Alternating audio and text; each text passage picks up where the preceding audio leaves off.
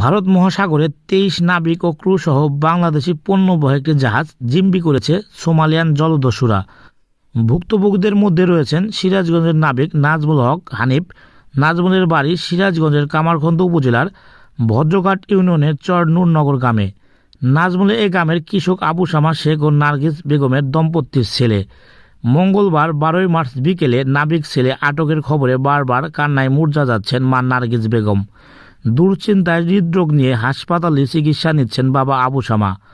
উৎকণ্ঠায় আছেন স্বজনেরা। আমার ছল দেন, আমার ছলের দাবি, ছল কোনে একটা হইল আল্লাহর কাছেও দাবি, আপনাদের কাছেও দাবি, সরকারের কাছেও দাবি, আমার ছলের দাবি। আমার ওই একটু মাত্রই ছল, আমার ছল কোনে গেল? আমার কলিজা দিয়ে আগুন খালি দাদা হয়ে জ্বলতেছে, আমি সহ্য হইতেছি। আমার ওই ছলের দাবি আপনাদের কাছে, সরকারের কাছে, সবার কাছে ওই দাবি।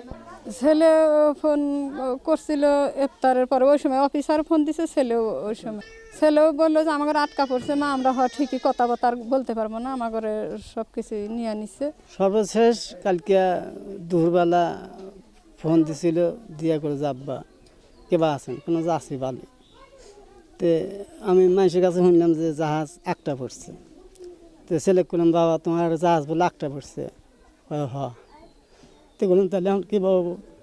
কয় যে আব্বা আর কথা কবে আর মানি না, আপনারা দোয়া করেন, কবে কী হবো না হবো কবে হাঁটতেছি না। তো এই মধ্যে সব শেষ কথা হয়েছে।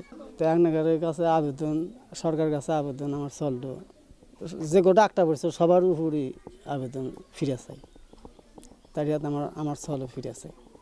আমরা আপনাদের কাছে, আল্লাহর কাছে আগে চাই, সরকারের কাছে পরে চাই। আমরা সুস্থ হলে আমাদের ছেলে আমাদের ফেরত দিবেন।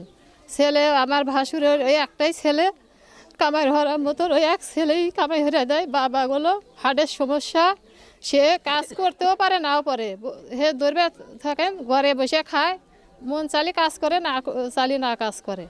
ওই ছেলেই কাজ করে কর্ম হয়ে পাঠায়, তাই খায়। আর একটা মেয়ে বিয়ে হয়ে গেছে।